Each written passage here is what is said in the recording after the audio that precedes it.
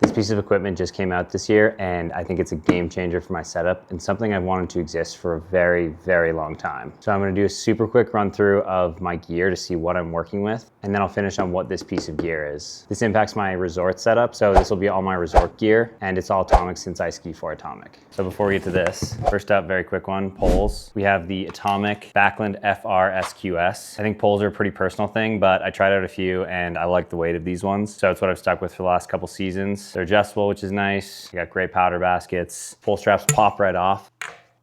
And a nice little perk of them is you pull up the top and you have a flathead screwdriver in one and a Phillips in the other, which is just great to have in a pinch on the hill. Next, probably the most important gear, the skis. I'm gonna go from narrowest to widest and run through my quiver really quickly. First up, Maverick 88 Ti. This is my carving ski. So it hasn't snowed for a while and I just wanna rip groomers. This is what I'm on. Super stiff, bunch of Titanol in there. Really fun to rip turns on. These things are rocket ships. Next up, Bent 100. This is my mess around ski. Kind of good for everything. If I don't really know what conditions are like, I'll throw this one on. Fun for park, fun for skiing around the mountain, can still rip a groomer. It's what I've been skiing on while coming back to snow from my broken legs because it's just a really nice and easy ski to ski on. Next up, not as easy to ski on, the Maverick 105 CTI. Similarly, it's kind of an all mountain ski, but this thing is pretty burly. Great hard charger ski, really awesome ski for a mountain like something like Lake Louise where you do get snow and it'll handle well in the powder, but you'll have a lot of hard days where you want something that just charges and cuts through everything. This ski's awesome for that. I recommend mounting it at +2. Let me know if you want to know why. Next up, probably the ski that I've used the most, the Bent 110, the 100's big brother. This has been my daily driver the last couple seasons. And if I could only pick one ski to ski on and have for the whole season, this would probably be it because it's super versatile and an absolute blast in the powder. But I actually don't think it's gonna be my most used ski this season, which will be the Maverick 115 CTI with the Unreal butter top sheet, which as you'll see soon, this color pattern does repeat itself. I had a pair of these last year and I absolutely love them, but the whole season they just felt a little bit long.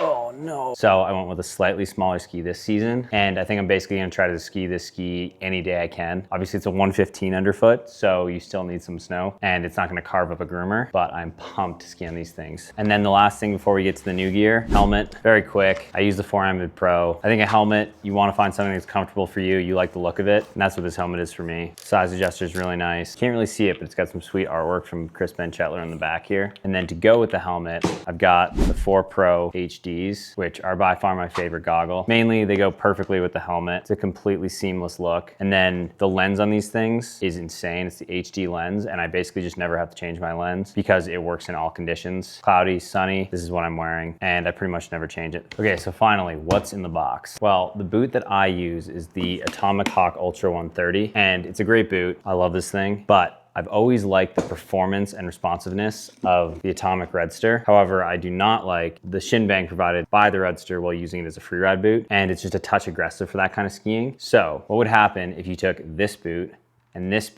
and you combine them? Well, you would get the Atomic Remedy 130, AKA my dream boot. So what's so amazing about this thing? Well, first off, that color is beautiful and is a perfect match with my 115s. So that's a good look. You got the shell design of the Redster with a smoother and more progressive flex. You got a really nice strap broken into 2 pieces. It's got extra support on the back. And I asked my little brother who skis World Cup, and he said he actually does use this strap for GS. So World Cup athletes are actually using this. But I think some of the best upgrades are actually inside this. You have this, as they put it, competition elite liner, but it's really just a way more premium liner. It's got lace ups, which is great. You can lock your foot in. Really nice stiff tongue. It has this piece of white here that you lace it through, and it doesn't look like much, but when the lace pulls on it, it really locks your heel in. So it actually makes a huge difference despite being a really small addition to the liner. And then what's really cool and different is the boot board. They've got it screwed down so it doesn't move around. And then if you press on it, it's actually soft and squishy compared to most boot boards, which are just a hard piece of plastic. And the idea there is that it absorbs some of the energy landing or hitting features. So I'm really interested to see if I can actually feel that when I'm landing. And then last, this is just a small preference thing, but these buckles are so nice and they feel really premium. I really like a good buckle.